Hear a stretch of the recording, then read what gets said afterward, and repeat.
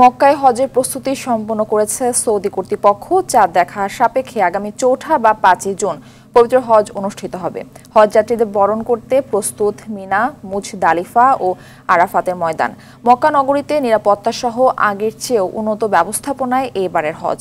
বাংলাদেশি হাজিদের জন্য সরকারি বেসরকারি বাড়ি ভাড়া সহ হজের সব ধরনের প্রস্তুতি প্রায় সম্পূর্ণ বলে জানান হজ কাউন্সিলর। সৌদি আরব থেকে আনিস সরকার উজ্জ্বলের তথ্য ও ছবিতে আরো জানাচ্ছেন সামদানি প্রত্যয়।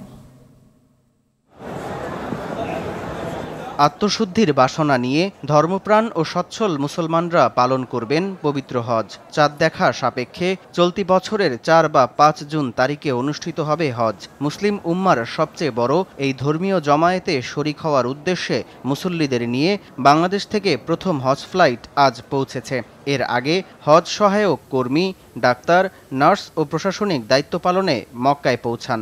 গরম বেশি হওয়াতে এবারে প্রতিটি ক্যাম্পে অ্যাসিড ব্যবস্থা করছে এবং নিচে সিরামিকের ব্যবস্থা করছে, যেমন গরম না হয়, হাজিদের যেমন হিট স্ট্রোক না হয়, এভাবে সৌদি সরকারের বন্দোবস্ত করতে বলছে সবাইকে। সবকিছু ঠিক থাকলে আগামী ৩ জুন অথবা ৪ জুন মধ্যরাত থেকে পবিত্র মিনার উদ্দেশ্যে রওনা দেবেন হাজিরা। হাজিদের বরণ করতে সব ধরনের প্রস্তুতি সম্পূর্ণ করেছে সৌদি কর্তৃপক্ষ।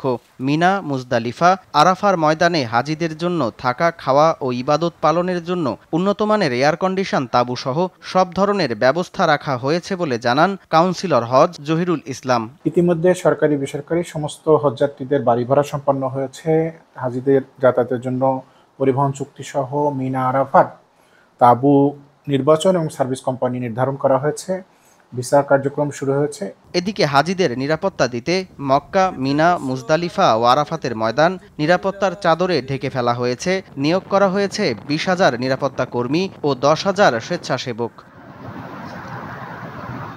৮৭,১০০ জন হজযাত্রী সৌদি আরব যাবেন। এর মধ্যে সরকারি ব্যবস্থাপনায় থাকছে ৫,২০০ জন আর বেসরকারি ব্যবস্থাপনায় ৮১,৯০০ জন। বাংলাদেশ থেকে মোট সামদানি প্রত্যয়, আর টিভি।